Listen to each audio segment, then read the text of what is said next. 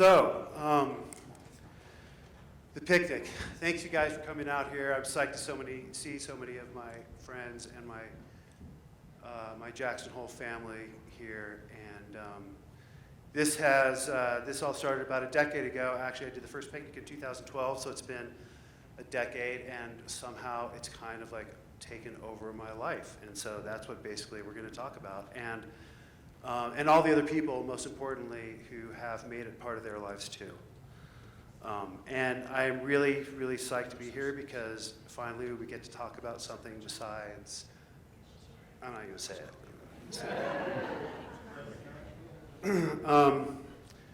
I think we have to start tonight with a dedication to Rad Spencer. He is a Jacksonville resident that unfortunately perished a few weeks ago in the Apocalypse Couloir.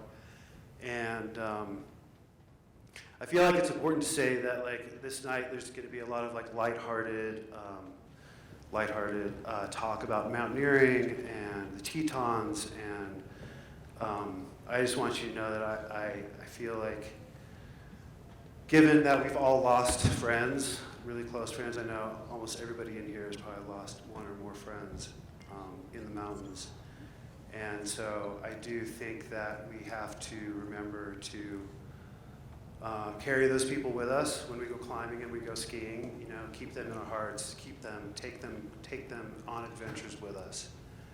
And I think that when we're out in the mountains, we have to be mindful. We have to be calculating about our own safety, because there's so many people that really want us all to come home. So this is in memory of you, Rad. And we are going to start the night off with a short film about the Winds picnic that I did this summer. And I think you should go into this viewing kind of like you go into watching a Quentin Tarantino movie, expecting a lot of F-bombs and so on. And I apologize, but when I'm doing these, they sort of seem to come out.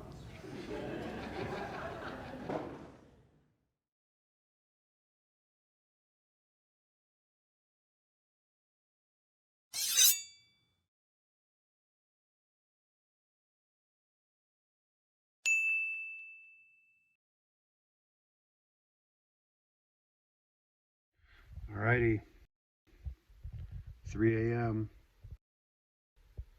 Didn't really sleep. Kinda knew I wouldn't. It's okay though, because I'm wearing a bow tie.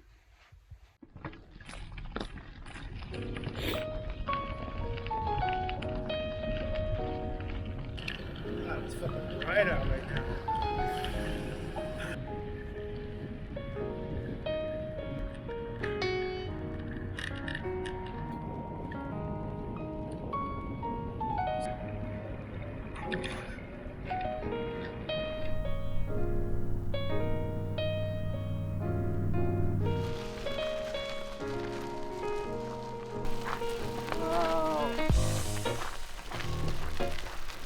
Stage complete.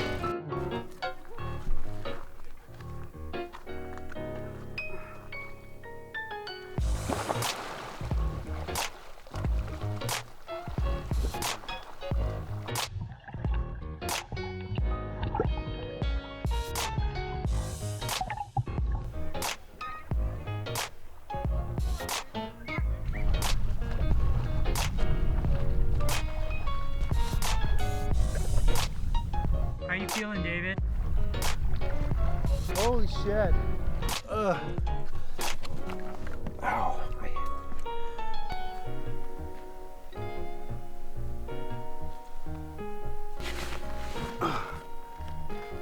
What the hell do I have in that thing? Jesus.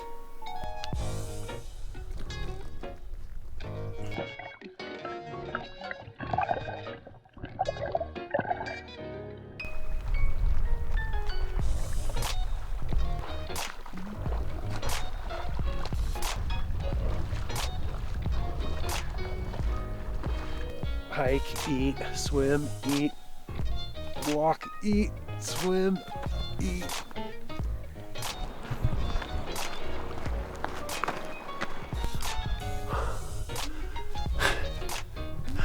What a tool bag I am. But it's for the trees, bro. It's for the trees.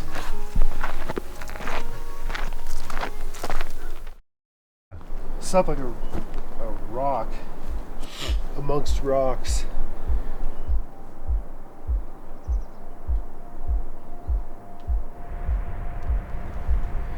Look at them, they're like little fucking aliens. Little family of aliens up here. There's, you know.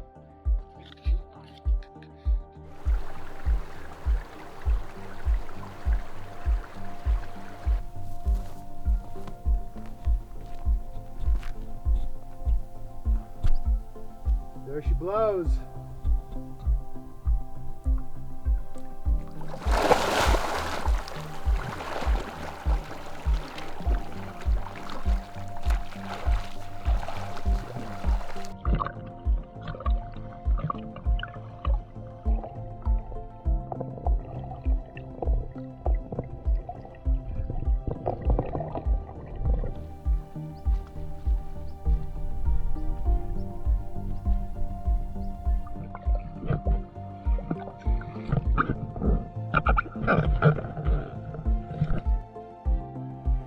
You gotta psych yourself up for each one, and each one's weird.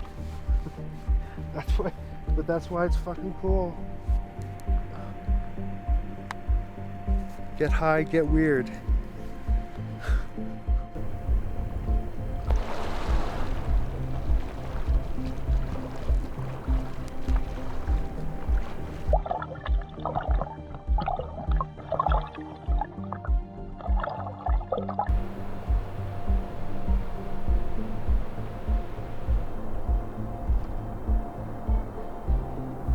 One lake closer to dinner.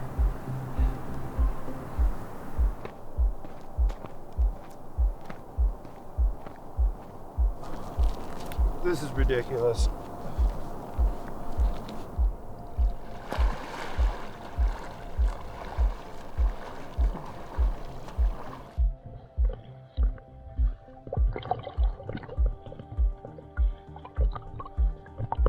Diver? No. Just a swimmer.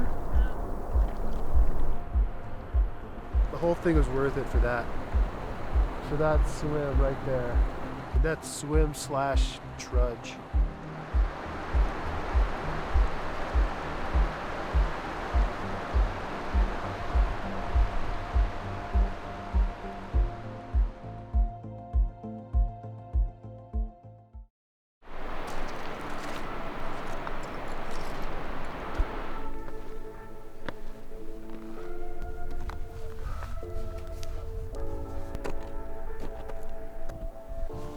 How you feeling?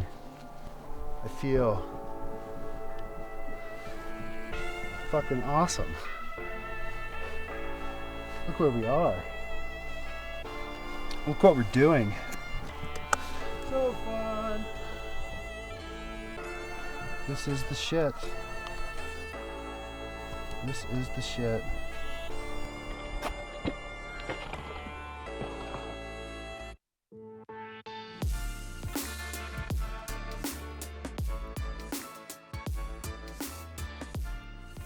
I'm gonna swim all the way from here.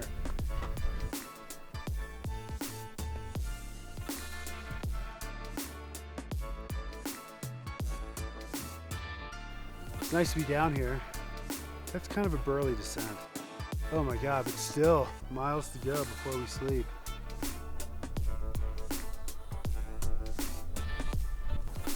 This is like the part of mountaineering that you didn't really see in pictures. But it's almost like what it's all about. Endless ski slopes, late in the day with heavy packs. Just trying to get to camp.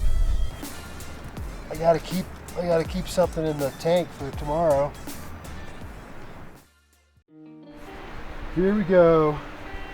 Biggest swimming day of my life. On the day I also happen to be the most tired of my life. I wonder if anybody has swam the length of either of these lakes. I'm guessing not. But you never know.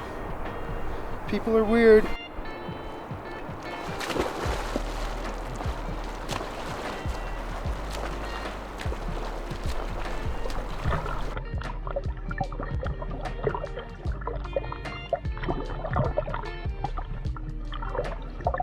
And so you met David at the trailhead? At Elkhart Park. And so he was explaining to me what he was attempting to do. And I took it all in and thought, wow, that is really extreme. And I told Steve, my husband, he said, oh, I think this guy's just pulling your leg.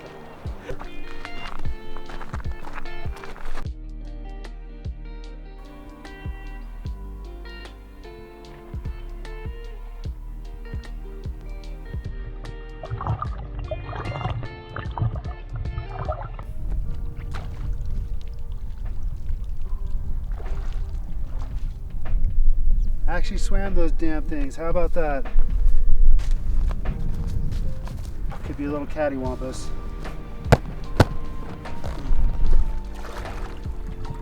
Oh no, this is bad. This is bad. What the fuck happened? Oh my god.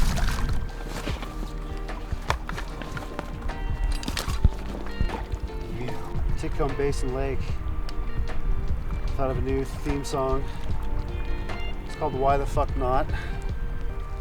It's a pretty simple song. I bet you could probably even like figure it out yourself without me even teaching it to you. See? I didn't really change anything. He was just pissed.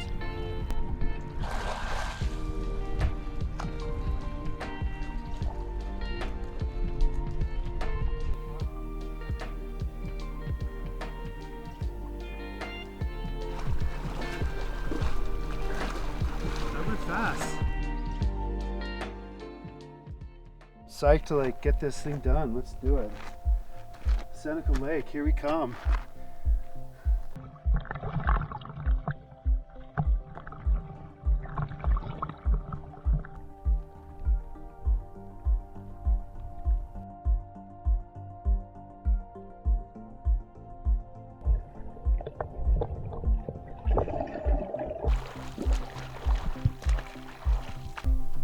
That one got cold on me.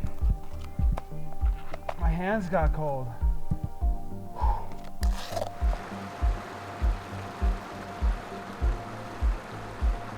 It is like a weird dream. I'm not sure if it's a dream or a nightmare. It's a little bit of both right now.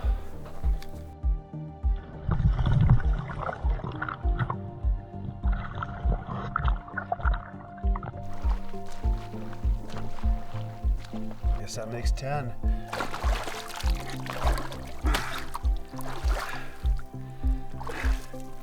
Here we are.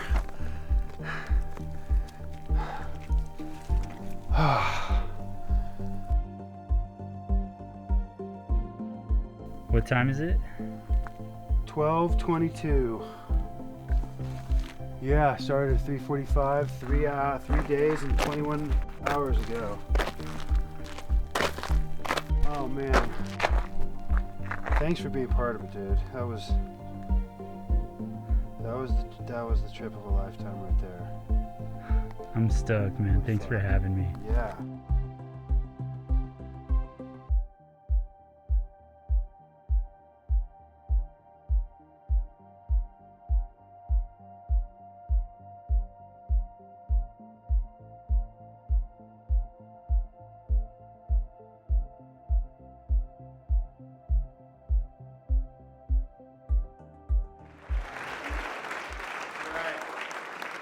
Thank you. Thank you to Noah Waldron, who's back there on the camera.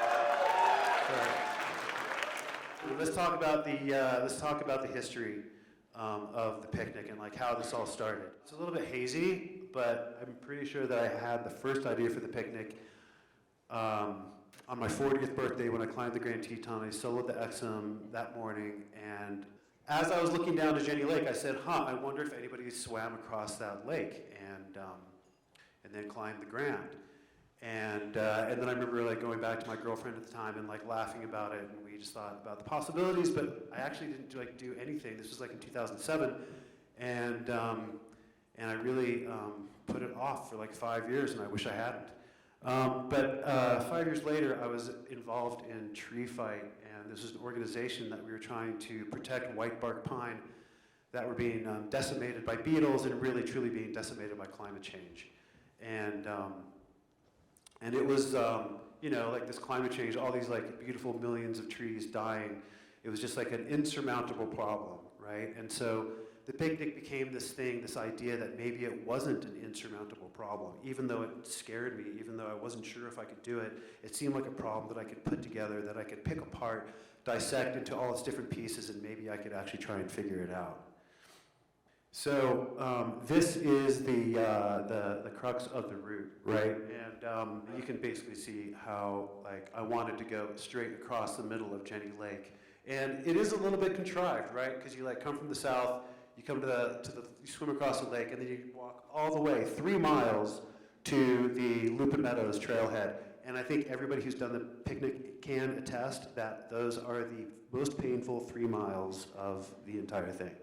In 2012, I gave it a try, and it took me actually 3 tries before I could do it. The first try, I made it to the Grand Teton National Park sign on that first hill above town, and that's where I turned around.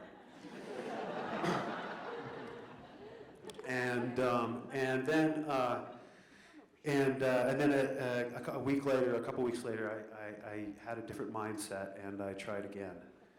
And it was pretty magical, and that was my first one-way picnic. And there's John Douglas, who climbed with me, and that was really awesome to have him there. And I got back down, and I was really proud of myself because I'd ridden my bike, and I'd crossed the lake, and I'd climbed the mountain, and then John and I came back down and got in our car and went and had beers. And I got back, and I was actually at the Igneous Ski Factory, and Mike Tierney was there, a man I miss, and I hope he's well. But I was telling him, and he's like, I thought in mountaineering that like the summit was only halfway. And I was like, oh God, you're right. And so a couple weeks later, I actually went and did it again, and this time I did the actual like classic round trip Grand Teton picnic. And this time, Mr. Wade McCoy was there to kayak with me back across Jenny Lake. And I'll tell you something, if you're like having a hard time to like get back into a freezing cold lake and swim back, having Mr. Wade McCoy there with his giant grin makes a big difference. And I was really psyched to have him there. It took me about like 20 some odd hours, 22 hours. It was not very fast compared to like the way everybody's doing it these days. So let's see here. Okay, and then 2013, I went to do it again, and this time I invited a bunch of friends to do it with me. Andy Barden, Scott Wood, Ryan Burke, Tim Walther, Max Mogren, and Evan Huggins. And I just thought, and KGB, Sam Pope, who was part of, he's back there helping us out tonight. He was one of the guys that helped film this, like, kind of this movie that really actually put the picnic on the map.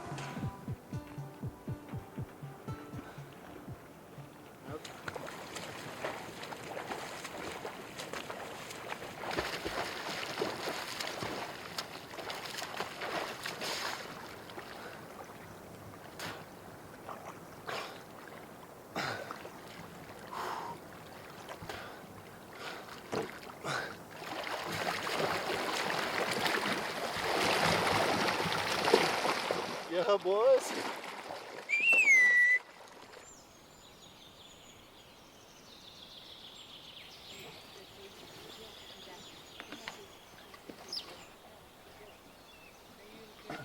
Just trying to stay afloat, really. It was good, though. Looks like you stayed afloat. Yeah. Breaststroke was my bitch. All right. That is my very favorite line of the entire movie. And I don't know how many times I have said, breaststroke is my bitch, while actually breaststroking through lakes afterwards.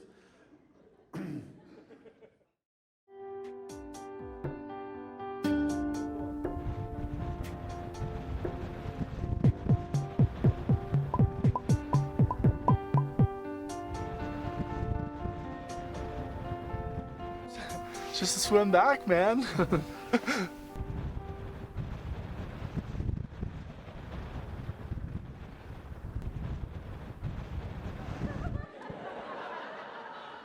Yeah, you can see why that was the favorite shot right there. There's a lot of picnicking going on in his mind right there at that moment, as you can tell.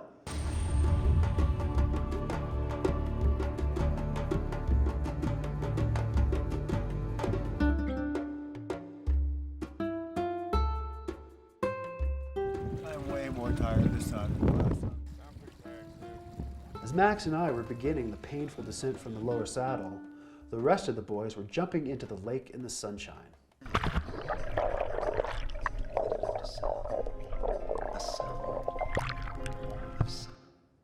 All right.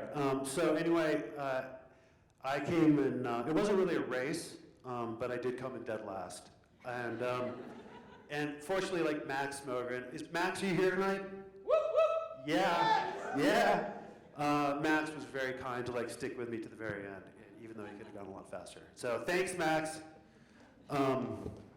Anyway, let's talk. I want to actually bring up a friend now, somebody who was on that trip and actually, I think, really took picnicking to the next level, Mr. Ryan Burke. Can you come up here?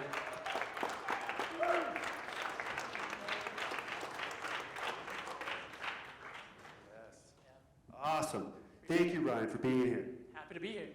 And so I want to ask you, it seemed like that picnic that we did together was kind of a launching pad for you. Would you agree with that?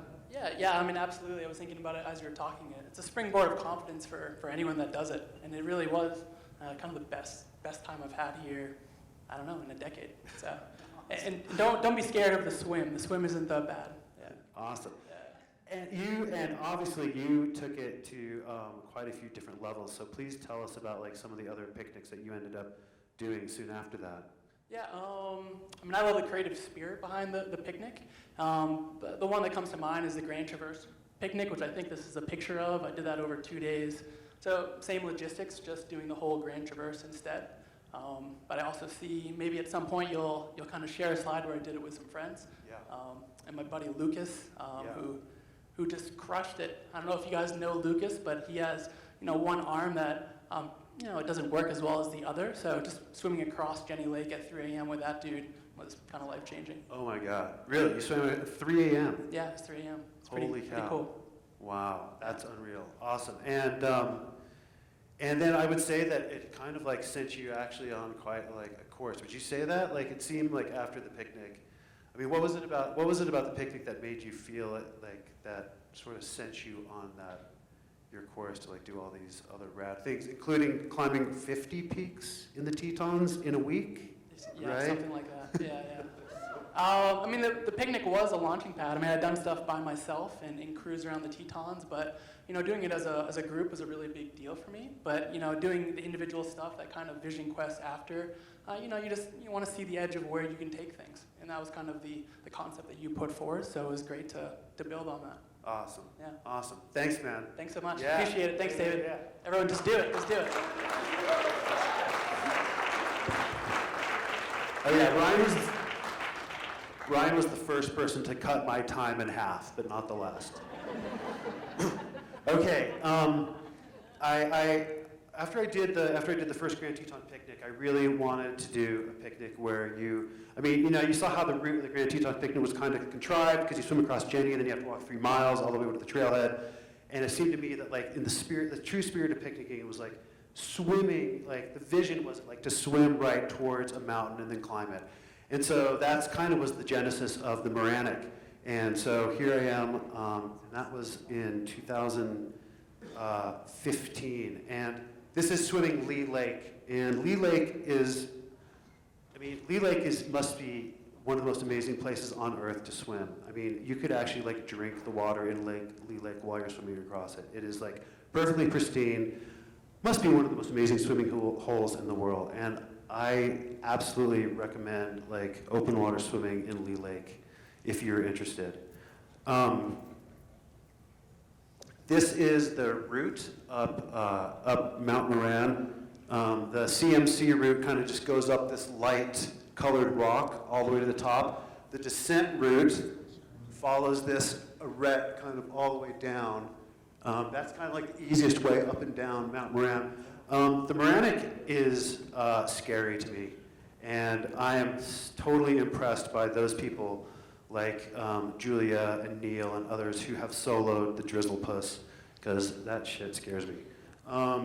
This is the route that I took the first time. I actually like walked all the way to this beach because I just really love this beach on this side of Lee Lake, and I just kind of wanted to swim straight across it.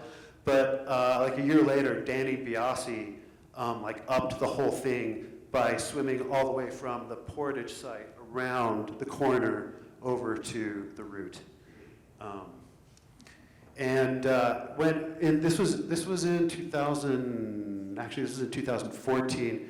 And that's when other people started to get inspired and create their own picnics, including my friend John Douglas. He was the first one to do the Buckaroo. And the Buckaroo, as he named it, was riding from town to Phelps Lake, and then swimming across Phelps Lake, and then climbing Buck and back. And this is when he showed up my door at the end of it, and that's how I looked. Just full of the joy of picnicking.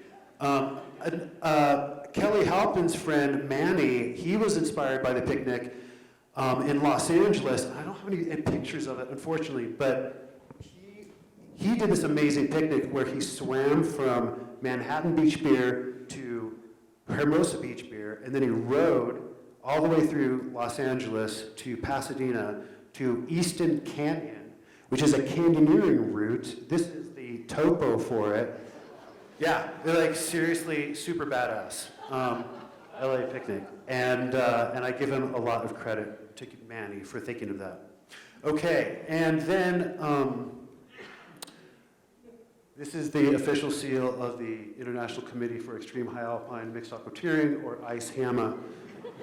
And when in, I think it was in 2014 that it sort of got competitive out there with the picnic. And there was a little bit of a dispute about what female did the picnic first. Max Mogren and Kate Soronsky, they did the Grand Teton picnic, but they kind of like slept for like 7 hours before they did the second swim. I mean, I don't know, it doesn't, and so we've been like, we've been asking ICEHAMA for a ruling on this for quite a while. But the drug test that they administered to Max, they're still processing it. So it's a little bit uncertain if we can give them the credit for that. But we can certainly give credit to Kelly Halpin for really taking up the mantle of picnics and taking him herself to another level. Kelly, why don't you come up here, talk to us a little bit.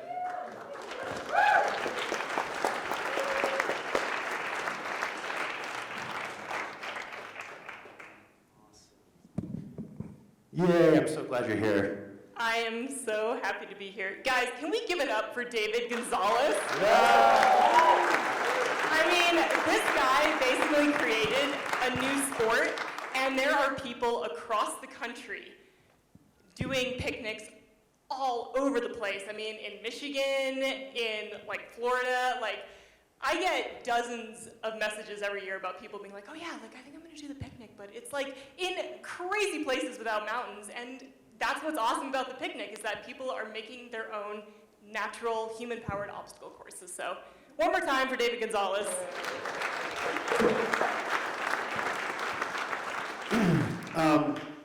So this situation that was interesting with you doing picnics because you don't really know how to swim. I hate swimming. I hate water. I hate being cold. I hate swimming in cold water. So why did you decide that you wanted to do this, the picnic, in the first place? Well, I was very flattered to receive an invitation from you in the original picnic invitation where you went out with the group. Was that 2013? Mm-hmm. Yes, I was very flattered to receive an invitation from that, but when I looked at what it was, I was like, oh, we're gonna like swim across the lake twice? Like, hell no. So I was like, no, I'm not gonna do that. And then a few months later, after you guys all went and did, the picnic, someone was like, I don't think you can do the picnic. And I was like,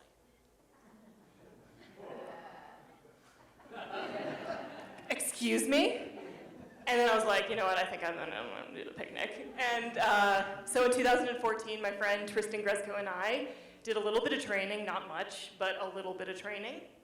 And we did the picnic completely unsupported, and we did it in 23 hours, and I was very proud of that time. It was my first big endurance event, and yeah, that was the story of the original picnic, was because someone told me I couldn't do it, and I was like, I'm not gonna do the middle finger in here, but that was like basically the attitude. And then you would go on to continue picnicking, and you and Ryan did the picnic involving the South, the Middle, and the Grand, right? Yeah, you have a clip of that?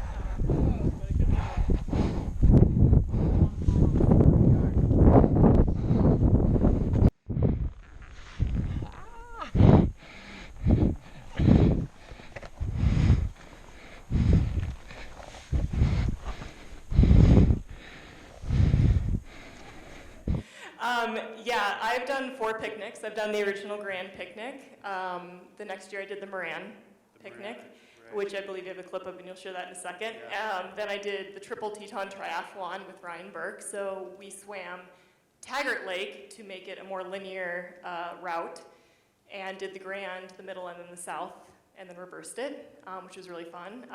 We have a fun story to share, maybe in the bar afterwards, about a bear that we ran into.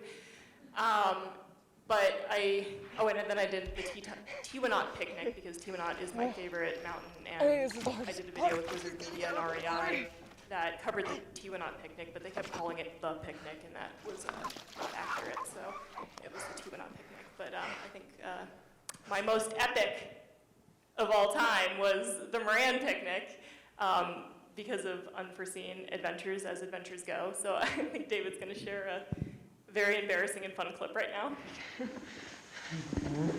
After the second swim.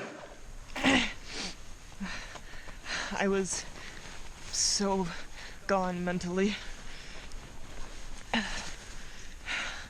I was pretending I was swimming across the stars because I was swimming on my back the entire way. Why did you have to swim on your back the whole way? Because I couldn't do it any other way. What did you tell yourself you could do? I promised myself if I made it to shore, I could throw up. And I did a lot. And these incredible teammates are taking really good care of me, and they need to be all that, right? taking care of themselves. I haven't put it in me yet. Oh, okay. Wow, doesn't picnicking look fun? Yeah. It's the best. And then Kelly has gone on to do all sorts of other amazing stuff, like creating her own route through the Tetons, the Teton Center Punch, and she broke records on the Winds High Route, and she has just basically turned into this unbelievable mountain athlete. And I take complete credit for it too.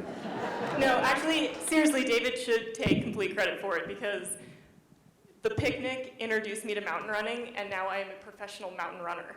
And you changed my life, and you've made it exactly how I dreamt it would be one day. So thank you for that.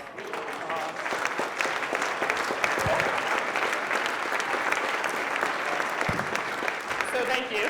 Awesome, thank you, Kelly. Thank you. Your rule. Okay, so The next year I tried something new, and that was the leaving the Tetons to do a picnic, myself to do a Mount Hood picnic. And I got pretty close, but I didn't choose really the right route.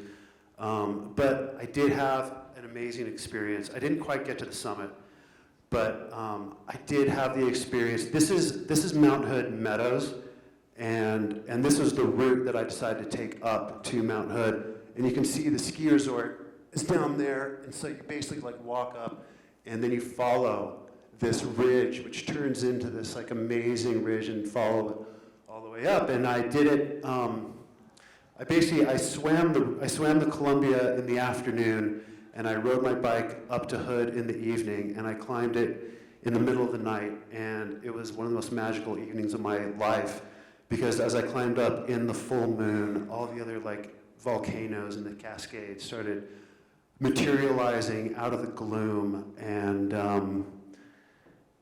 it was just such an incredible, beautiful, surreal experience that when the light started like showing up on the eastern horizon, I was actually like bummed, because I just wanted this night to go on longer. But like I said, I didn't quite make it to the summit, so I knew I had to go back at some point and try again. And then that same summer, Tristan Gresco and I did the triple buck, which is where we rode to Phelps, swam Phelps, and then climbed Albright, Static, and Buck, and then back to Phelps. And this is the kind of route that shows you that we followed. And I didn't go back on Static and then Albright too. After Buck, we went down, so maybe I have to do this one again too. But another one, I've adopted this like style of doing picnics where I start in the afternoon and ride in the afternoon, and then swim in the evening like this, and then climb overnight. And it's really because I hate swimming in the dark, because I've done it a couple times, and there's nothing worse than like swimming in a freezing cold lake in the dark. And so that's why I've adopted this overnight style, and it's kind of amazing because it gives you these experiences of being on top of mountains in the middle of the night, and it's quite magical. That year also with Ryan Burke and Max Mogren and John Burrell and Taylor Reese and some other friends, we actually did a picnic in Montana called the Hyalichnik outside of Bozeman. You ride from Bozeman up to Hyalite Reservoir, swim the reservoir, and then climb one of the peaks like Blackmore or Hyalite. And that was a pretty fun one. And that's when I was living in Montana. And then I got this call when I was up in Montana from Julia Heemstra, who's like, I kind of want to do the picnic. And little did I know how much she would rock the picnic. Julia, you want to come up and talk to us about it? Where are you? There you are.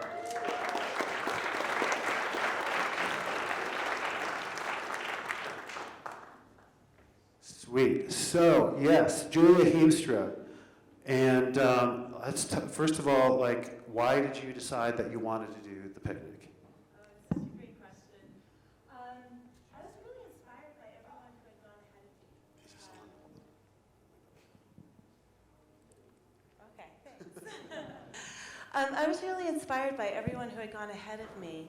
I was also in a point of transition in my life. I had lost my long-term boyfriend in an avalanche a few years before. And I just felt like I was finally getting back to a point where I had some strength and wanted a goal. Cool. And so tell us about which picnics you did and how fast you went. Oh, gosh, this is so funny, David, because truthfully, I couldn't remember what my times were. And when I was running out the door today, I was like, oh God, I gotta look those up.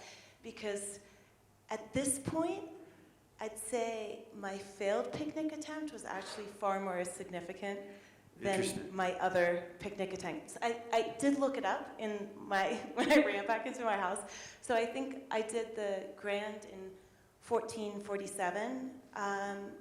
And then I did have this really incredible magical experience doing the Moranic that same year, and then repeated that the following year. I managed to drop my time. I think it was 3 hours the second time. So how long total? Like 13 This- hours or Yeah, something? the second time I think I did the Moranic in 13:33. And I just remember there are a lot of threes in that. But yeah, Lee Lake was a really, really phenomenal experience for me swimming across Lee Lake. And Mount Moran itself is a really magical place for me. I'd had a close call in Lee Lake with Danny Biasi, and we had fallen in the lake coming back from a ski tour. And Really? probably, yeah, definitely the closest I have been to thinking this was it. And so when I went to swim Lee Lake, it was really about kind of making peace with Lee Lake. And Danny was instrumental in saying, you know, Julia, you might need to go back and make peace with the lake. So definitely feel like that's happened, and Mount Moran will just always be part of my soul. Wow, wow. And tell us about your failed picnic.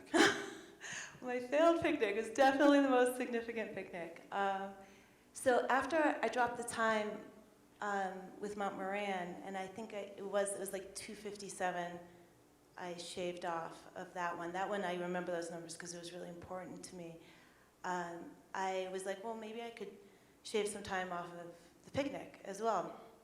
And this was the summer of 2020. I was working at the hospital. It's COVID. And so it was actually a pretty good time to train because there really wasn't much else you could do socially during that time, and I was really committed to my job. So I trained that summer, and I actually thought I was going to be able to shave quite a bit off. I had like really good splits in my training and went to do it, and that day was just literally one failure after the next. I was so slow on every single leg. The transitions were so long. And I was coming back down, and I remember exactly where I was on the trail, and I was right next to this boulder, and I had this epiphany where I was like, wow, I am trying so hard at this, and it feels pretty hollow. And instantaneously, I was like, well, if this feels hollow, what doesn't feel hollow? And in 2018, I started doing water work, installing water systems in schools in Africa where I grew up. And immediately I was like, it's the water work in Africa that doesn't feel hollow. So 4 months later, I quit my job, and I'm now full-time committed. Just got back from Africa 4 days ago. And this is my life now, installing water systems at schools that are on the brink of closing. Wow. So, That's awesome. thanks to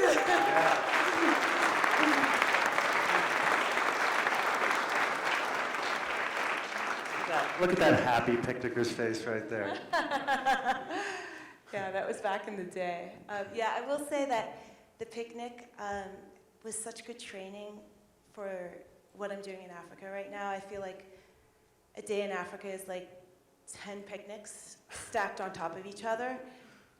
And it's also equally rewarding to how you feel after doing a picnic times 10. Wow. So it's been great training. Cool. Cool. Thank you.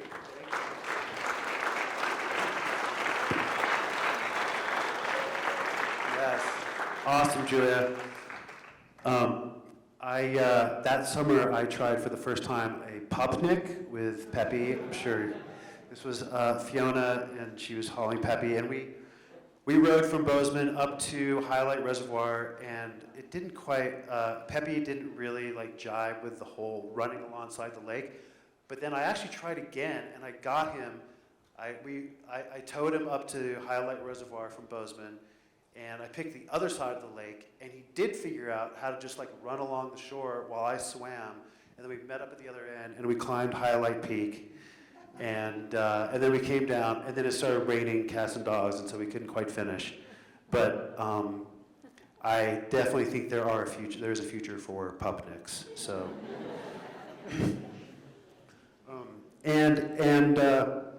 once I had done the Grand Teton picnic and the Moranic, I couldn't help but like think that like there must be a way to do a Mount Moran picnic where you actually like swim across Jackson Lake. And so I tried this first time, I think it was in 2015 or 2016, and this was the course that I tried the first time, that I did the first time. And so basically it's like you ride from town to Coulter Bay. The first time I did it, I actually I bushwhacked all the way to this point so I could just like swim across. And then I found out that it takes no more time to actually walk, because this bushwhack is heinous and full of bears, so I do not recommend that. This was a really significant picnic for me. I did it by myself again, and this is like the wildest. The Moronic is really the wildest picnic of all. This is what this was a post that I put in, I posted this on Instagram from the shore of the lake right before I swam across, and my caption was, "Don't turn around until you have a reason to turn around, even if you're totally intimidated." And this is actually like one of my favorite lessons of mountaineering that I've learned from experience, because it's really easy to psych yourself out while you're doing something and kind of turn around before you have to. And it's taken me a long time to figure out that no, don't just hold on until you really actually have a reason to turn around. Because I am kind of a scaredy cat myself, and I do get and as you can see, it was pretty choppy that day, and I had winds in my face all the way across over to Elk Island, waves. But I did make it to the summit, and we'll talk a little bit more on this because I did it again this last summer. But we should actually talk to Mr. Adam Wirth at this point. If you'll come up here, Adam, because Ryan Burke broke the record, and a few other people broke the picnic record, and then Adam just crushed us all. So, if you would like to talk about this. Yeah, sure. I had seen that movie that David had done, or that they had done on the picnic, and David Stubbs had said to me, we were skiing one day, and he said, "Have you heard of the picnic?" Because I had come from a multi-sport and off-road racing background. And I was like, wow, it's interesting. I live near Moose, and this sounds like a really cool thing to do, and I love adventuring in the park. And so I gave it a try in 2015 with my buddy Brady. And then we ran into that was an interesting, we did it in September, first week of September, and it was actually the night before we got that first storm that you usually get and we were questioning whether we were going to do it. And actually, the weather was going to be great for everything except the upper saddle to the summit, to Solo. And so we went up there, and we kind of took it step by step, and we actually made it. But on the descent, this gal, she was really nice. She had a fixed line in. It was super iced over and right around the catwalk. And I used I just did a mountaineer rappel kind of off this because it was really scary walking down on that section. So the next year I was like, well, I'm going to go back and do it all by myself. And so I decided to go and just did it all solo and tried to go, as fast as I could go. And you ended up doing it in 11 hours and 12 minutes, which is, I think, the reigning record, unless somebody else has done it faster. Sure. I mean, that's the cool thing about these events is that it's not, the time is cool, and I think it's fast for me, but this stuff is all voluntary, so you're going to get what you get out of it personally. That's dependent on yourself. So if you do it in 30 hours or 10 hours, then it was just my experience out there, and I think that's what's so cool about that. Yeah. How long did it take you to swim across Jenny Lake?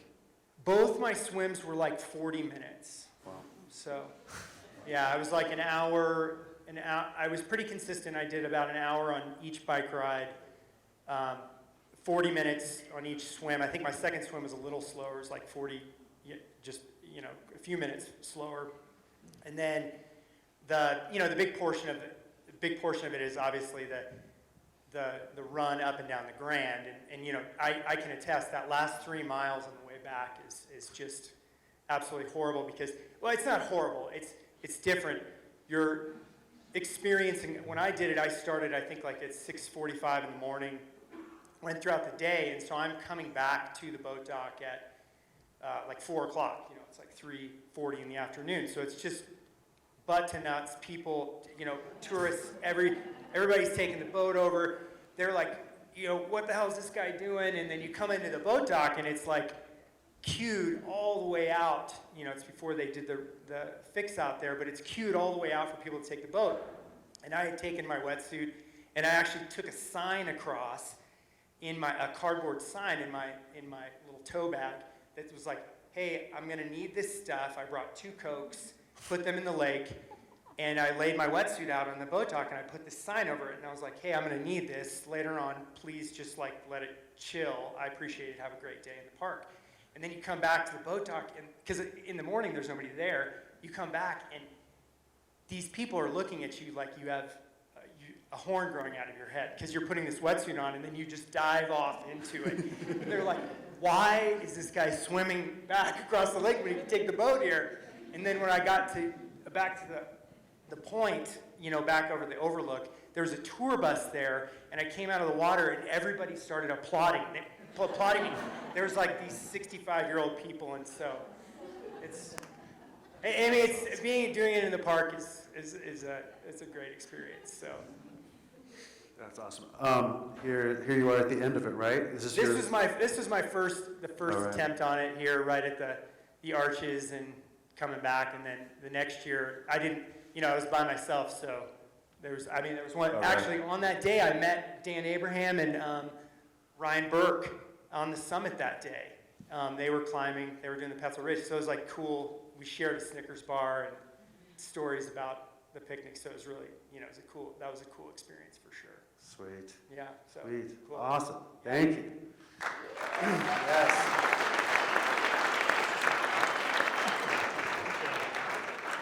Yeah, looking at his legs here, I really can't figure out why he was so much faster than me. I did, soon after that, I did a night nic with Max again. If you ever do a picnic, I really recommend you do it with Max. He is a lot of fun. Also did a buck nic with Krista and my friend Wally. Here's Krista in her borrowed wetsuit, which is clearly too large for her. And she still managed to like swim the length of Phelps Lake twice in a wetsuit that completely didn't fit. So that could be some inspiration for you. And here's my friend Wally, who wasn't really much of a swimmer either, and he did both crossings. The buck nic is really an ideal picnic if you want to do kind of like a warm-up to the Grand Teton, because buck is, you know, a little bit easier than the Grand and not quite as far. Phelps Lake is exactly the same distance as Jenny Lake, and it's actually like usually a few degrees colder. Next, I actually want to bring up my friend Steph Wells, because she has a very special achievement in the picnic. I'm not sure that anybody else who's done the Grand Teton picnic has been a full-time working mom like Steph is, and I actually think that is like a pretty substantial achievement. So Steph, where are you? Yes.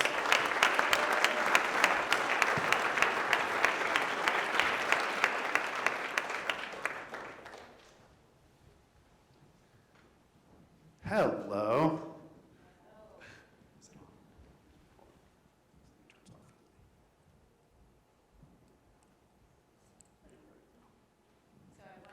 Say something. If there are other moms out there who've done the picnic, I mean, please come out of the woodwork. This is not like a cross that I want to bear alone. And also, the backstroke is my bitch. So I'm going to be honest about that. So tell us how you managed to make this happen as a full-time working mom. Well, I had to approach it from a perspective of limited time and looking at it from what are my strengths and weaknesses. And I think my weaknesses outweighed my strengths, but I was able to figure out, because I have a climbing background, I've spent a lot of time in the mountains, you know, what do we need to do to be able to complete all the pieces. I'm not a natural swimmer. I am comfortable in the mountains, and biking was new to me. So I actually connected with a trainer who, when I connected with him, didn't laugh at me in my midlife goal. And so we became great friends, and he helped me get through it, push through it without injury and a good time, and just progression. So that's kind of how I approached it. And here you are with like. Yes, okay. I was given a lot of advice. I mean, I asked for advice about what to eat because I don't have enough to eat because I hate carrying a heavy pack. And so people said, just bring what you like to eat. So I brought a whole pizza. I believe it was a Red Baron pizza. I cooked that damn thing like the night before, and I stuffed it in a bag. And then I was like, well, I need potassium, so I brought some bananas. I had gummy bears and water, and that's what got me through. Well, and I have to give props. The guy that was in the picture before, that's my first husband, Dave, my current husband. But he actually is one of those people that can like jump off the couch and like do things that you're like, ugh, God. So he helped me by supporting me across the lake. I swam at night, both times, backstroke. And he supported me, just kind of guided me through. We did the Grand together. And then I have to admit, the funniest moment was the end when I saw his truck just peeling out away from me as I was like getting on my bike, because I think he was just so over me and the whole thing. And there was no like, are you gonna be okay, honey? It was just like, "Urgh." And I made it home, and he had made me egg whites, and he had poured me a glass of red wine. So. Awesome, thank you.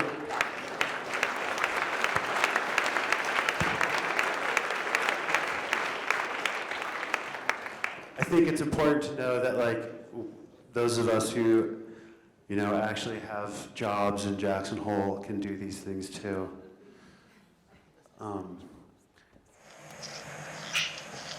So I'm going to show a minute or two of the, hold on a second. I did do the Hoodnick again, and I actually was successful this time. And we're just going to show a few minutes of this little video.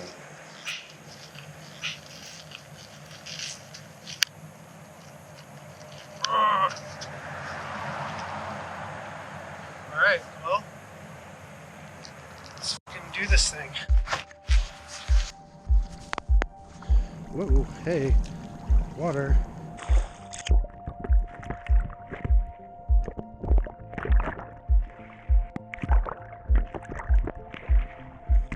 The current is happening now, for sure. I could end up ways down there.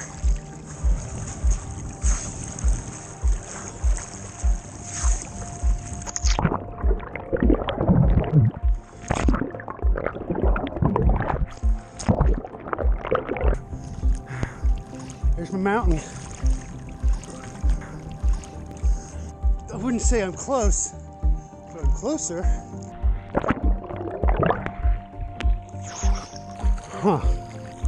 Kind of a hairball exit. A little bouldering action in goggles.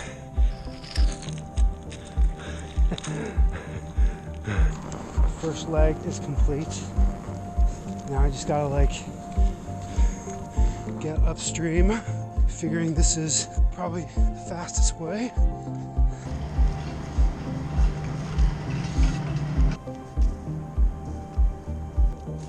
A little relaxing bushwhacking. What the fuck? It's all about being comfortable and human power. Here we go. Barge traffic looks good, I think.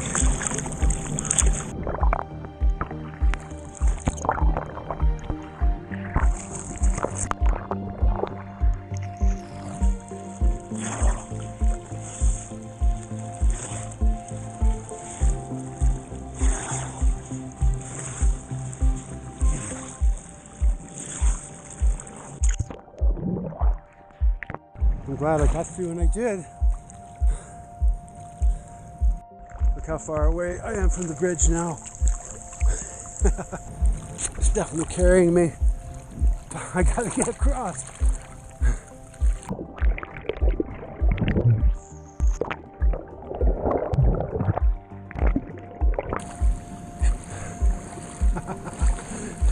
That was a bit of an ordeal. I'm kind of glad to be through that. Holy shit.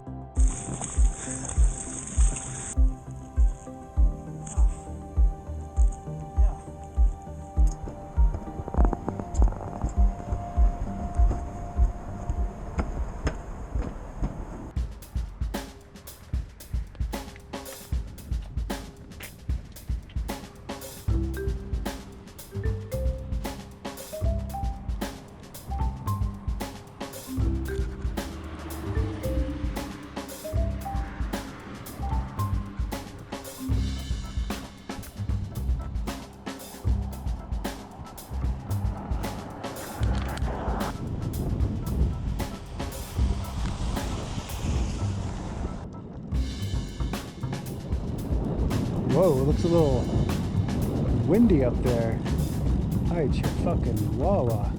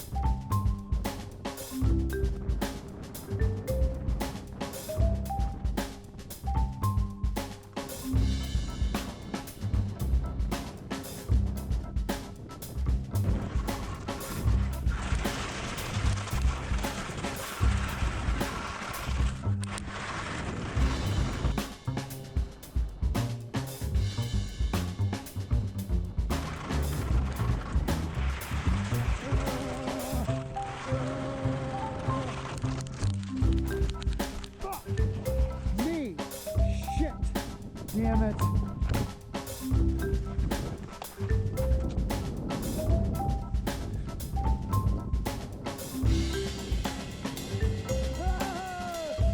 Yay!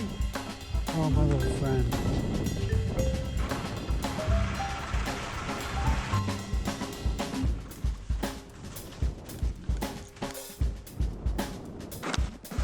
Oh, one last leg. One last crux.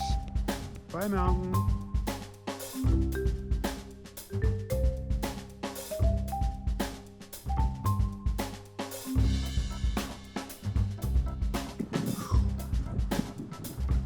Epic.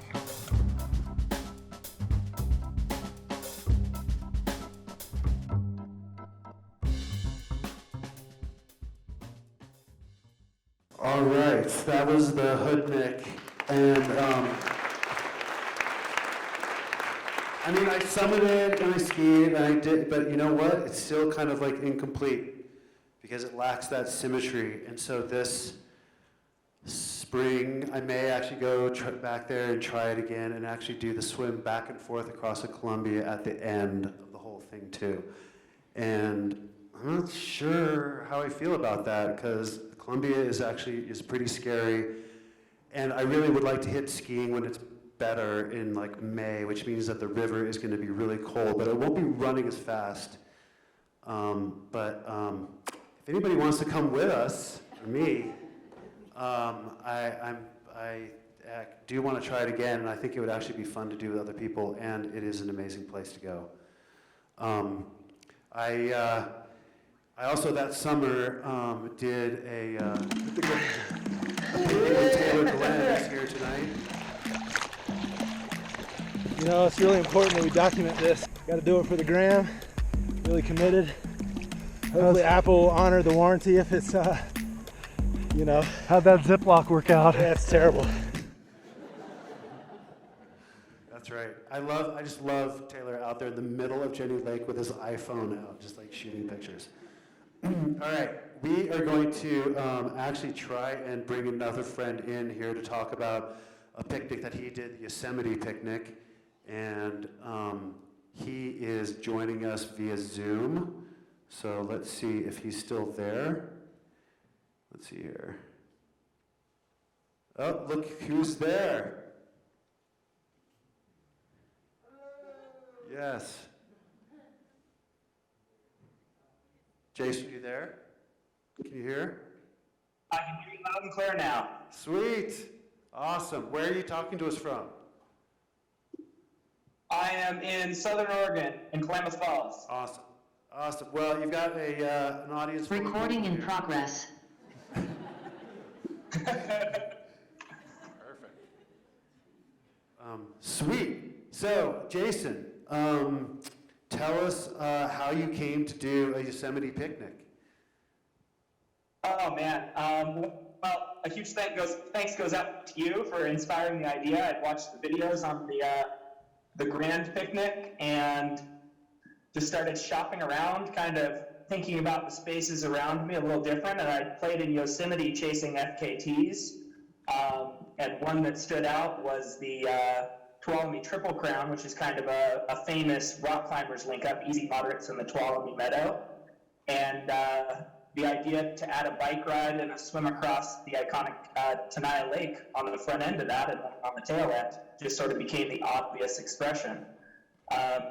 So yeah, you start at the foot of El Cap, at the El Cap Bridge, and you bike 44 miles and about 6,500 feet, of gain up to Tenaya Lake, swim across the lake at 8,100 feet, and then proceed to do Tenaya Peak, which is 5-4 slab climbing, and then run across to Mathis Crest, which is a mile of Razor Ridge with a 5-7 crux. And then you get to do Cathedral Peak, the iconic Cathedral Peak at the end of that link up, and then back down to plunge into the lake and bike back down to El Cap. It just, it was the obvious line that had to be put together. Wow, and it did not take you guys very long, did it? How long, what was your time for that? 14 hours, 36 minutes. 14 hours, what? I mean, did you hear what I mean, it's a little hard to hear what he said. I mean, he rode from Yosemite Valley, the bottom of Yosemite Valley, 40 miles up to Tuolumne Meadows, 6,500 foot gain, right? Climbed 3 technical peaks, swam Lake Tenaya, climbed 3 technical peaks, swam back across Lake Tenaya, and then rode all the way back down to El Cap in 14 hours. Unbelievable. I actually it's amazing. Yeah, that's what I think. It's like the coolest picnic that has been done outside of the Tetons, honestly. So I commend you for that. And I want you actually to tell people here what you did this summer, because I think this is actually might be the most mind-blowing thing that a mountaineer has done in this continent in quite some time. What did you do this summer?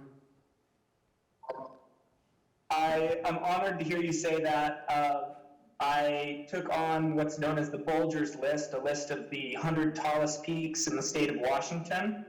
Only if you're generous with your description of a trail, only 4 of them have trails to the top. The rest are backcountry bushwhacking, and Washington is a temperate rainforest, so it's not open forest walking, it's real bushwhacking.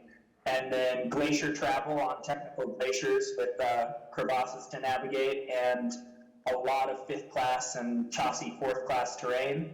But yeah, I managed to climb the 100 tallest peaks of the state of Washington in 50 days, 23 hours, and 43 minutes.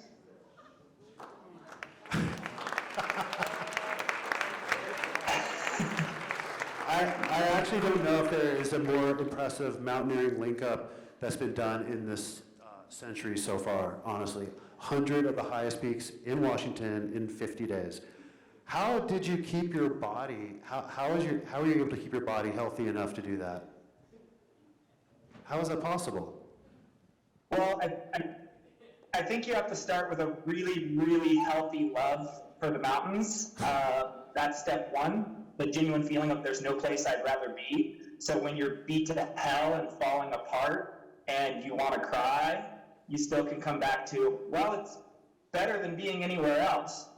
So I think that's the start. And then, I mean, there was 6+ months of intense planning that went in on the front end, looking at it from a mountaineer's perspective, looking at it from a rock climber's perspective, looking at it from an ultra runner's perspective.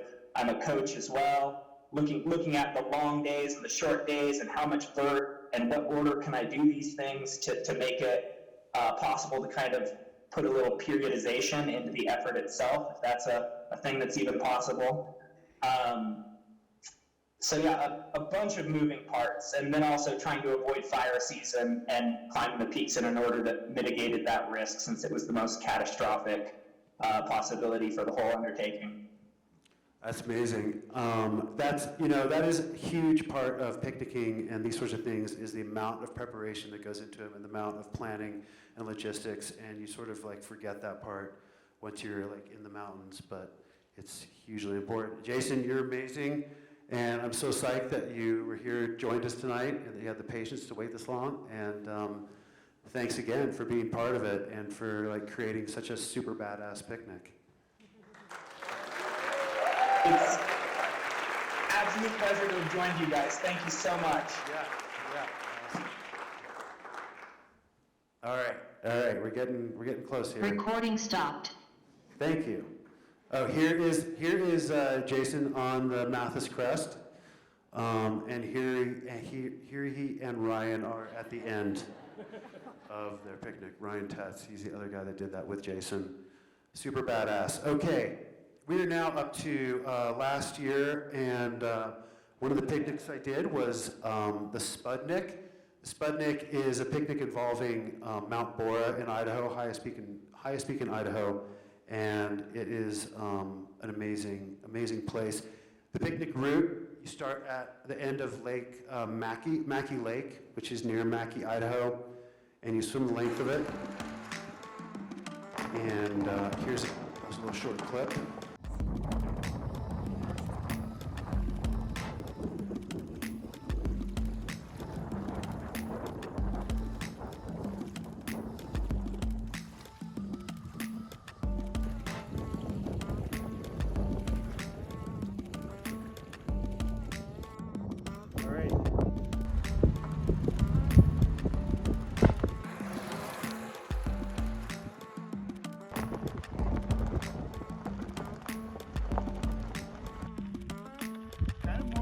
Than I thought it was going to be.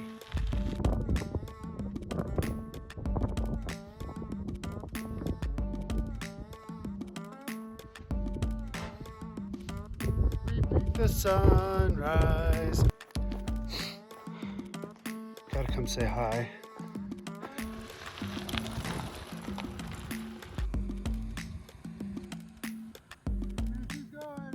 How do you feel about this one, David?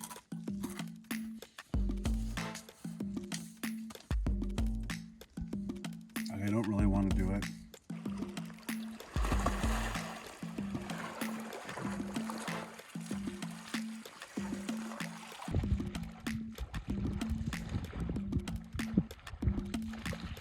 That was actually a pretty amazing swim. Fuck yeah. I really enjoyed that. I can't stand up right now, but I feel really good otherwise. All right, that's just a little bit of that. Mackey Reservoir, if you want this, I think the Spudnic is an amazing picnic actually, but you'd want to do it early in the summer because Mackey Reservoir begins to fill up with effluent from lots of cattle ranching, and it gets really stinky. So I recommend this one for beginning of June. And I also this summer did I did the Moronic again. The Moronic is basically it's like the Moranic, but it crosses Jackson Lake. And this is the route I took this summer. I rode my bike to, was that Shadow Mountain? Signal Mountain. And then I swam to Dahono Point. And this is little Marie Island, which was really awesome to like swim to that, hang out on it, eat lunch, and then swim to Elk Island, walk to here. then you swim to this point and across Bear Paw Bay. And then once you get to the shore here, I mean, climbing Mount Moran from this northeast ridge, I think it's actually the wildest part of the Tetons that I've ever been in, is going up, because this bushwhack between the shore and this Skillet Basin, heinous, worst bushwhack in the Tetons. And also potentially full of bears and really scary. So nobody goes up here. There's no trail, there's no cairns, there's no nothing. It is like wild and pretty intimidating, but incredibly, let's see.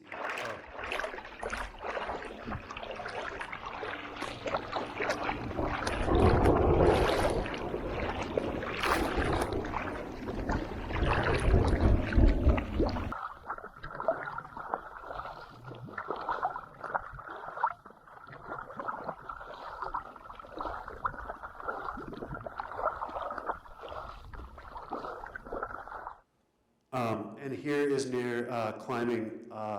Actually, this was down climbing. Another mountain that I do not recommend doing early season. And the Mount Moran, it's an unbelievable picnic. I don't think anybody's done it since me, and I really think that Moronic is an incredible, because you swim straight at Mount Moran across Jackson Lake. It's so crazy. And I wanted to do it early because I was trying to do a bunch of picnics, and I really think that this is best left until like August, when all this stuff dries out. The top of Moran is not like Grand Teton, which has been like stripped of all the rocks. There's lots of loose rocks up there. Anyway, the next person that I want to talk to is somebody that I just found out about this recently, and his name is Neil Moore. Neil, you still here? Come on up and say hi. So, the thing about Neil that I found out this summer is that he has done the picnic 8 times. The Grand Teton picnic, which is definitely more than anybody else has done the Grand Teton picnic. How have you come to do it so many times? Well, first off, I gotta say it's like the greatest, all picnics are like the greatest experience of a range you can have. Like, we look at these things and it's like, oh yeah, everyone knows it's a climbing area, and maybe a biking area, but what people forget is it's also this like Alpine swimming destination that's beautiful, and what you created is just like the coolest way to experience these mountains, and I'm so excited for the Winds picnic. But I moved here in 2016, and I was like my first week here, and I was just like, I should probably start climbing some of these, and so I was going up Static and Albright, and I ran into his father's son, and the son like just left the father and wanted to like follow me, and he was actually kind of annoying, but it was cute, and I was like, okay. And he just kept talking. He's like, oh, have you ever heard of the picnic? And I had just moved to town, and I was like, no. And he had just heard about it at Teton Mountaineering from someone working there. And he told me the whole line, and I was like, well, there's the goal for the summer. And so, yeah, did it that year, and now I just kind of think of it as a requirement of every summer, at least once or twice. So yeah, over the years, it's become 8 times. And the others. I love the Moranic. You've also done the Moranic, and you managed to do it in 11 hours and 46 minutes. How that was on time 2. So time 1, I love the nighttime. It's just cooler. I hate the heat of the Tetons. You know, when like coming down, it's always like hot in the granite. So the first time I tried it, I basically summited Moran. It was awesome until then, and then the whole way down was just horrific. The swim, I was destroyed, and I was like, well, this would get easier if I just did it at night. So that was this time, I figured, okay, if I go at night, I won't have the bike ride back with that gnarly wind that you guys all know if you've biked in the Tetons, the wind that comes out of the south to the north, it always comes in the afternoon. When I did it the first time, it was like sagebrush on the ground, and it was awful. And so I was like, okay, I'll just do it at night. So I left town at 9 p.m., I'd make like a point every year to do something on the peak, the Perseid meteor shower, which is perfect picnicking season, right? Early October, early August. So this year was the Grand Traverse, and that year was the Moranic. And so I left town at 9, got to the lake, and the amount of shooting stars were so high that as I swam this 2.5 miles across the Lee, like just my one eyeball sticking up was like seeing shooting stars. It was amazing. And so summited Moran, I think it was like 4 in the morning, and I just sat there, and it was the most magical moment, just shooting stars cascading everywhere, and was able to get down, and then right as I hit the lake was like that perfect, just like first light of the day, And so the lake was glass, and it was 2.5 miles of like breaking glass with my hand. And so everything just went faster, and then when you go back, there was no wind. It was awesome. Yeah. That's amazing. That is amazing. Yeah. I had a really special moment on that one too. I pet a wild pine marten head to toe, or head to tail. It was actually like what saved the day. I got to the end of the lake and I felt awful. I had just done the bike, done the swim, felt good, seeing the shooting stars, and I'm working up the start of Moran, and I just was really tired. I was like, damn it, is this not gonna go? And going up those first rocks up the CMC, down low, like when you just get out of the water, I caught this eye shine in front of me, and it was like facing forward, so you knew it was a predator, and but it was small, and it just starts bounding towards me. I know, it's just like curious or something. And it comes into my headlamp, and it was a pine marten, kind of rare, and it was a big one. He stopped, about deer in the headlights, right at my foot. And I don't know what got over me, but I was just like, fuck it, and reached down. And I pet this thing head to tail, like one of the softest animals, like a fur-bearing animal. Head to tail, and he just kind of like absorbed it like a tree branch or something. And he bounded off, and in that moment, I always remember, because I was just like, did that just fucking happen? That was amazing. And all of a sudden, like, you guys know endurance events, they're all mental. I felt great, and the whole rest of the day went well. Yeah, it was awesome. It was the greatest moment of my life. Yeah.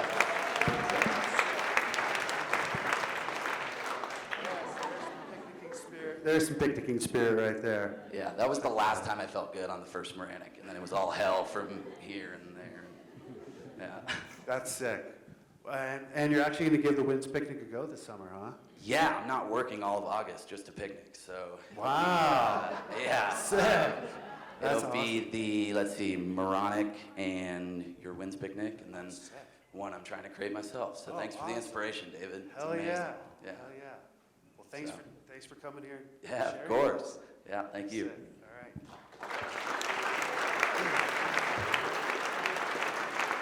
All right. I worked really hard to do the Winds Picnic in less than 4 days, and so I'm really excited to see Neil just cut that time easily in half, like everybody does. All right. Also, I have another guest here. His name is David Gordon, and he might be in the back. And he come up here, David, really quick, because I think the picnic we need to realize that it is for everybody of all ages. I don't know, David, do you think you're like the youngest person to do the picnic? No? Well, here you go. Tell us a little bit about yourself and your picnic experience, if you would. Okay, so my name is David Gordon. I moved here in 8th grade from Florida, and I had done the Grand twice prior to doing the picnic, and both times were alone. The first time was just, I looked up Wyoming whiskey, and I had screenshotted the whole page on my phone, and and I went alone, and I didn't tell anybody what I was doing because I know, I'm from Florida, everyone's gonna be like, what are you doing? Like, don't do that. And so I went alone and started at 3, and I did okay. And then I got to the top of the ground the first time, and I was like, I got no clue how to go down because I didn't really have a clue how to go up, but I was like, it's up there, so just keep going. And I met some guy named Jack, and he kind of he was like, what are you doing up here? Like, come on. I just had my running shoes and a day pack, and so I followed Jack down, and that was kind of my first experience. And then I went on to do it one more time before my Spanish class at 1 in the afternoon, and then I got to school, and they were like, where have you been all day? And I was like, I was doing the Grand, and they were like, no, you weren't. That's a lie. And that was October 1st, so it was pretty sketchy. I was the only one up there.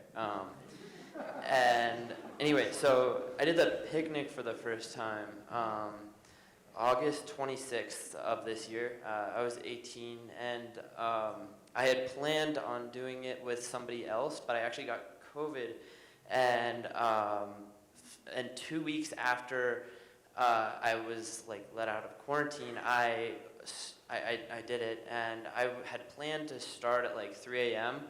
And I went to sleep at 6, or tried to, and then I had 30 minutes maybe of nap, and I woke up after having the most odd nightmare. So I took a little bit of a different swimming route and kind of went a little closer, like more like that kind of. And so I had a nightmare that a bear had seen me swimming and had swam out to get me. And so I was like, all right, we've thought about this too much. I need to just go. And I got on my bike and I got to town square and I ate it in front of all these tourists at 9 p.m. because it was my first bike with clipless pedals, and I just, bam, right in front of like the middle of town square, and it's 9 p.m. so there's all these tourists there, and they're like, oh my gosh, are you okay? Like, I'm like, just shut up, like, really. So then I did the whole thing, and then I got to like about half a mile before the like switchbacks on the Grand, and I was just kind of keeping my head down, like, and there was a bear that was rustling in the bushes up to the left of me, and I didn't see it, but I could hear it. It was really, really loud, and I was like, hey, bear, and it ran across the trail in front of me, and I just saw like it sweep, and it was like 20 feet away, and I was like, I don't have any bear spray. I mean, I have a little pocket knife, and this thing is like, it didn't stop very far away. It was like one bound down from me, and I was like, hey, bear, and it slammed its paws on the ground. And I was like, what does that even mean? And so then I just stand still for like 3 minutes, just like, I have no options here. I am just standing completely still. And so then I like say, hey, bear, one more time, like 3 minutes later. I haven't heard anything. And then I just start walking away with my headlamp facing towards it. Like, granted, I have 2 headlamps on my head because I was paranoid of like a mountain lion, thinking that that I wasn't looking at it, so it could just come out. So, like, I'm from Florida, like I said. And so I am, like, I walk like a little bit down the trail to like the spot where the switchbacks are about to start, and I'm like, I don't know if I want to keep going. Like, this is pretty bad. Not a great start. And then I was like, I already came this far, like, might as well. And then I summited right as the sun was rising, which was really cool.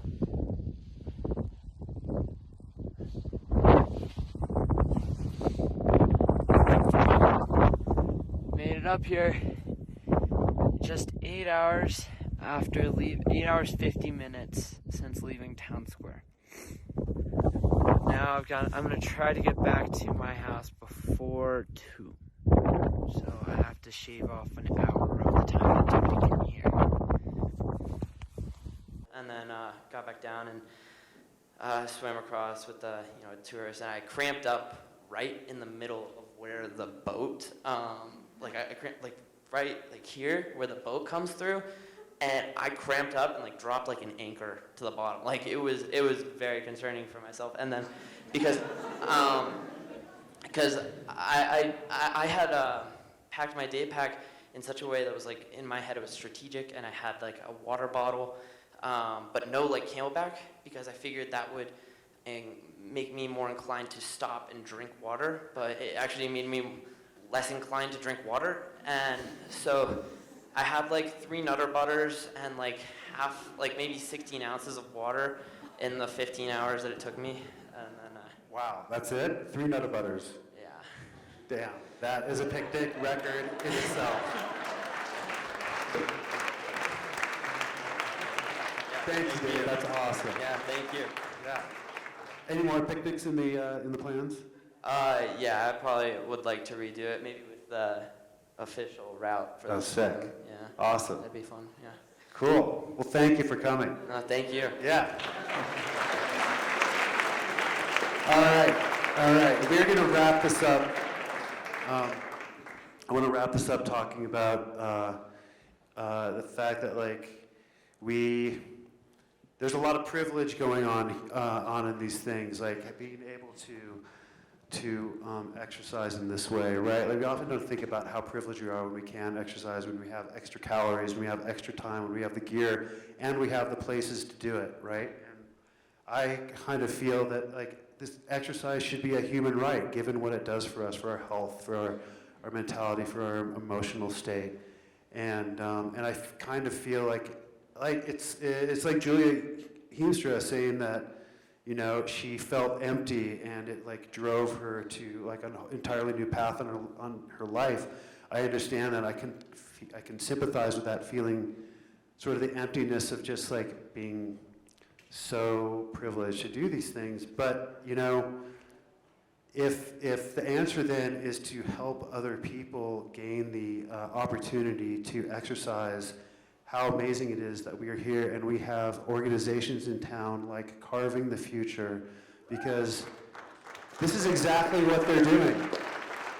And Adam Dow and Talia Atkins, who is now the executive director, have created an incredible organization in which they bring 600 kids from the Wind River Reservation over to the ski resorts in the valley, set them completely up with gear, snowboards, jackets, helmets, boots, everything they need. They take care of them completely so they can actually just like really enjoy and learn how to snowboard. And I think they're really lucky to have this organization. And we are really lucky to have this organization because in this era where everybody is, you know, trying to figure out how we can make reparations to indigenous peoples for all the injustices that we did to them, you know, over the last several centuries, here is an actual organization in our town that is actually trying to do something about that. And so if you feel similarly to me that like you feel like really privileged to do this and you would like to give back, then I implore you to donate to Carving the Future, donate your time, donate your old gear. Talia, are you still here? Yes, wave. Go talk to Talia if you'd like to help out with Carving the Future. It's a truly amazing organization. Coombs Outdoors also does like similar organizations. We're very lucky to have both of these nonprofits in our town giving kids the opportunity to exercise.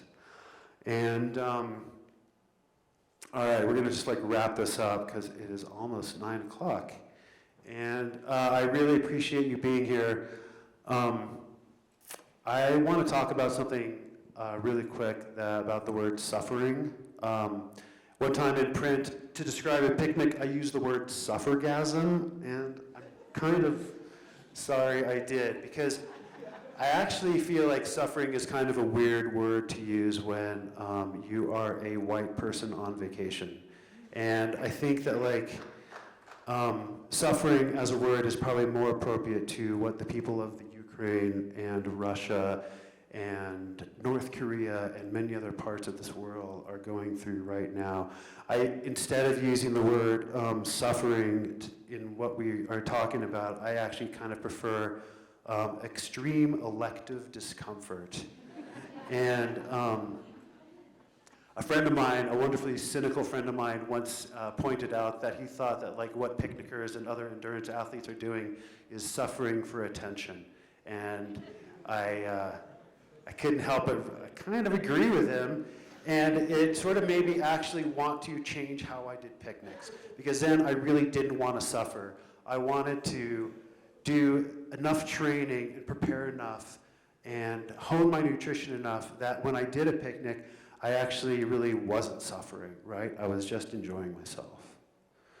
But the thing is, the most powerful moments in often these experiences, right, like listening to David, listening to Julia, listening to Kelly, all these people, right, are those moments when you are at your limit, right, and those moments of extreme elective discomfort. And those are the moments when you find out whether or not you are a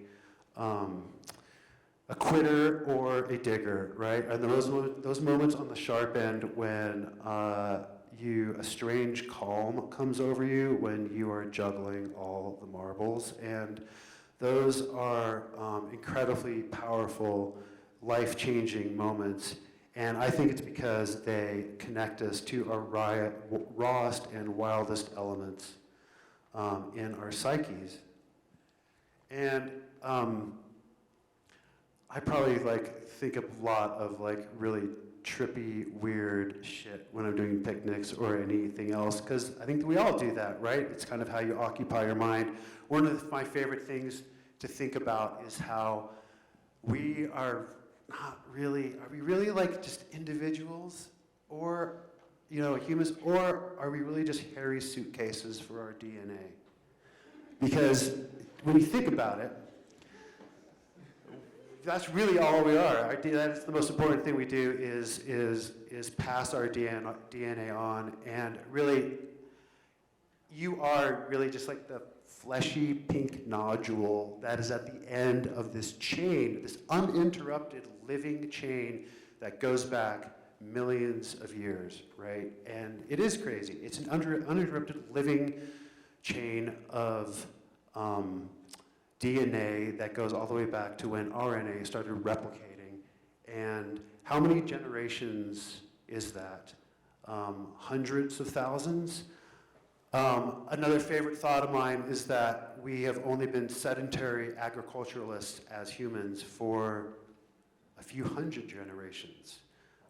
12,000 years is when we sort of settled down into agriculture. So you think about it, up until a couple hundred generations, all of those thousands of generations of DNA, which are all still basically part of your DNA, they were there to prepare you for living a life in the wild, right? So when it really comes down to it, you know, if you are the sum product of all that DNA, it's really a very small amount that you are suffering under this like industrialist, capitalist society, right? Like, you are actually not that person that you think you are today, if that makes sense to you. Genetically, you are a wild animal, and a uniquely powerful one at that. One thing you might not think about often is that no other creatures on Earth can survive in as many different environments as humans can. No other creature on Earth can swim as far as we can, and then hop out of the water and walk as far as we can, carrying a heavy pack. It's I mean, it really is kind of amazing how uniquely strong humans and powerful and capable humans are, right? And as so many of you have discovered in this room, we don't actually know our own strength. I think that like Kelly and I and Ryan and Tim and David and Neil and all of us like who have like done these picnics, Steph, we discovered something in the picnics that changed us because it really like actually told us how potentially powerful we are. And I think that is actually like the lesson that I would like to leave all of you with tonight. I don't care who you are, old, young, fit, or flabby. Inside every single one of us beats the very real heart of an ancient and capable animal warrior hunter. I really believe this. That is who you are, truly. So let's get out there this summer and fucking send. Thank you.